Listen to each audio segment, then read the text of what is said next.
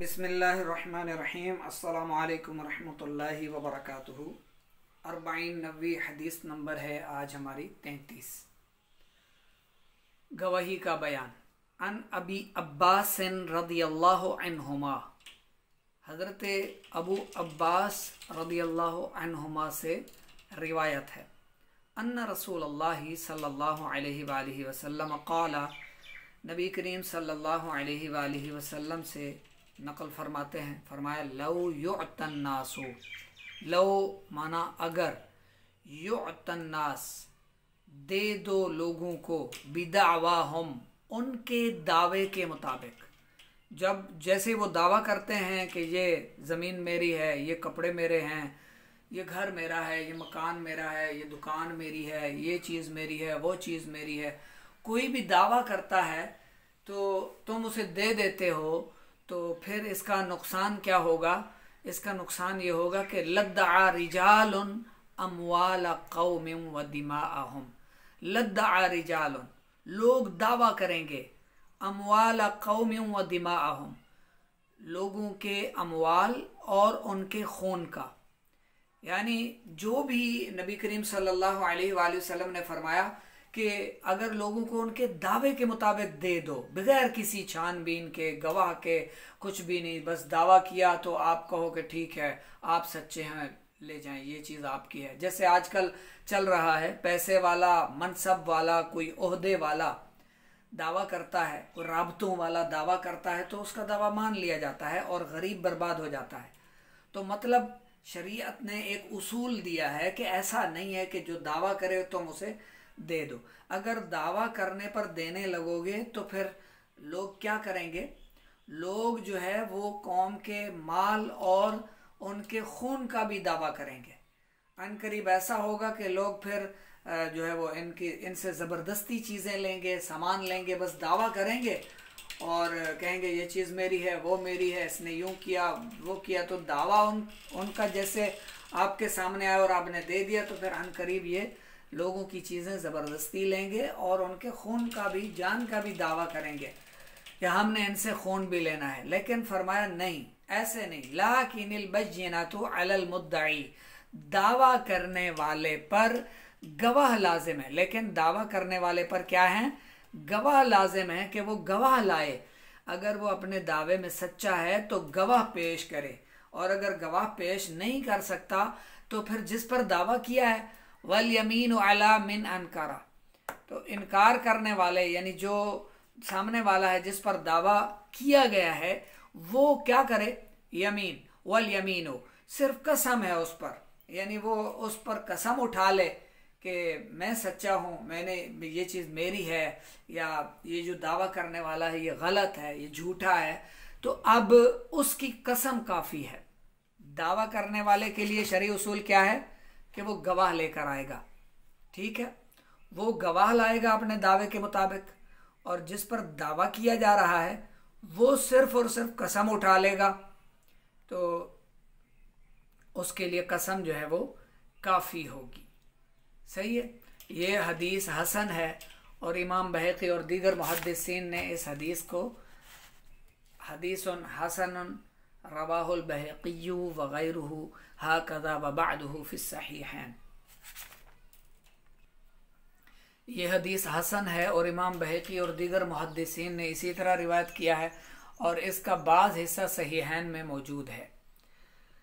इसकी तशरीह यह है कि इसमें एक अदालती और मुआशरती कानून की वजाहत की गई है, और वो ये कि अगर कोई शख्स किसी दूसरे फ़र्द के ख़िलाफ़ जान या माल से मुताल्लिक़ कोई दावा कर देता है, तो महज उसका दावा काफ़ी नहीं होगा, बल्कि उसे अपना दावा साबित करने के लिए, दावा की तस्दीक के लिए ठोस सबूत फराहम करना होंगे, और अगर वो ऐसा नहीं कर सकता तो उसका दावा अदालत से खारिज कर दिया जाएगा।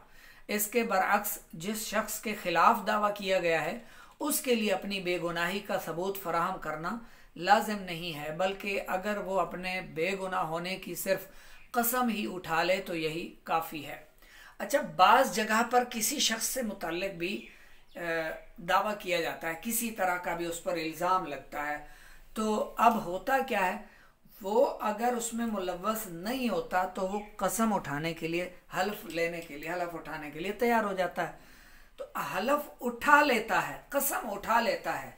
अब उसके बाद हमारी जो अखलाकी गिरावट है, हमारी गैर अखलाकी हरकतें हैं, जो हमारे अंदर जो हसद है, बुग़्ज़ है, कीना है, तरह तरह की बीमारियां दिल में लगी हुई हैं हमारी अक्सरियत में।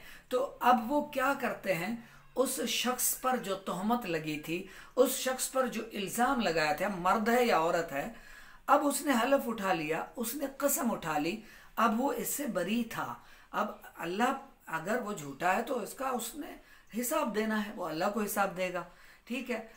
झूठी कसम की नहुसत भी उस पर आएगी, वो हलाक भी हो सकता है, कारोबारी तौर पर भी जवाल पजीर हो सकता है, कुछ भी हो सकता है उसके साथ। उसने एक झूठी अगर कसम खाई है, तो अगर सच्ची खाई है तो वो है ही सच्चा, उस पर झूठा इल्ज़ाम लगाया गया।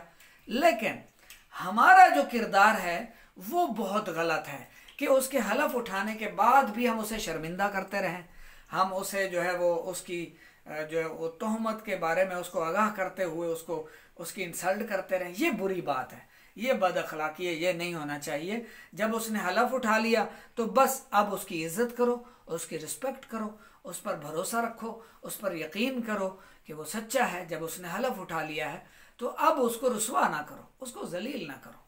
हाँ, उसको अगर आप ख़राब करोगे तो ये फिर अच्छी बात नहीं है। ये फिर आपने हलफ क्यों उठवाया, उससे कसम क्यों ली आपने?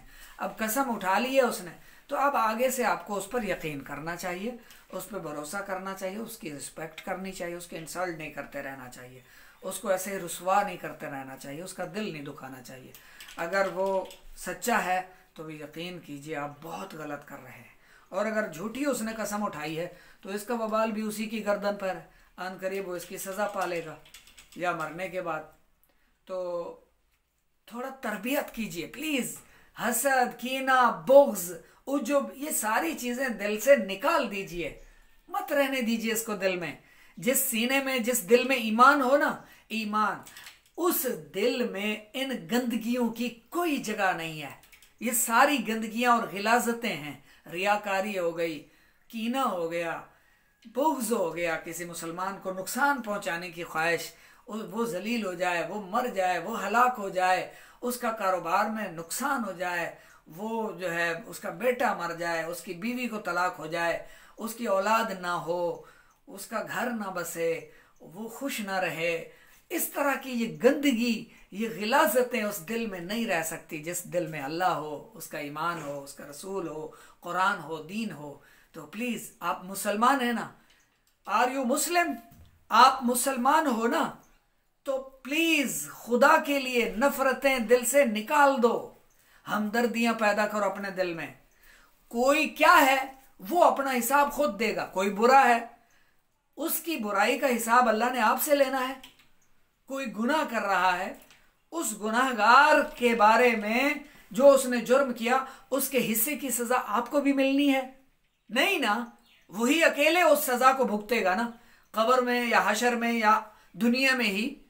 तो फिर आप क्यों गंदगी दिल में पाल कर दिल को गंदा करते हैं? उसके इंसल्ट पर इंसल्ट, इंसल्ट पर इंसल्ट। एक शख्स गुनाह करता है, उसके बाद मुमकिन है वो रोया हो, वो शर्मिंदा हुआ हो, उसने माफ़ी मांगी हो रब से, रब ने उसको माफ़ कर दिया हो, वो माफ़ कर देता है, आप नहीं माफ़ करते। आप याद रखते हो, आप याद रखते हो, क्यों ऐसा करते हो? क्यों ऐसा करते हो? आप मुसलमान हो। हाँ, उसमें आपने बुराई देखी, उसकी बुराई दूर करने के लिए उसकी तरबियत करो, बुराई का उसको नुकसान बताओ, गुनाह का वबाल, नहुसत बयान करो।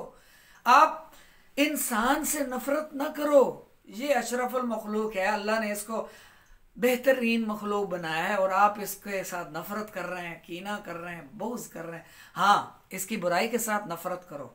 इंसान के अंदर बुरी आदतें, उस बुरी आदतों को पसंद ना करो, उनसे नफरत करो।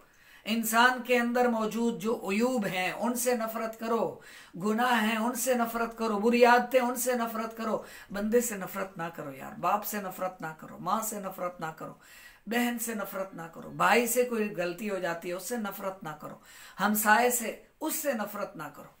उसकी गलतियों से नफरत करो और उसकी इस्लाह का कोई जरिया ढूंढो, तलाश करो। आप इस्लाह कर सकते हो तो ठीक है, अगर आप नहीं कर सकते किसी आलिम से उसको मिलाओ, आलिम की सोहबत में उसको लेकर जाओ, किसी सूफी की सोहबत से, किसी नेकोकार परहेजगार जो उसको उसकी तरबियत करे, उसकी इस्लाह करे, उसके पास उसको बिठाओ, वो इस्लाह करे, उसको समझाओ, जी इसको समझाना है, मैं आपके पास हाजिर हुआ हूँ, मैं नहीं समझा सकता, आप थोड़ा इसको समझाएं।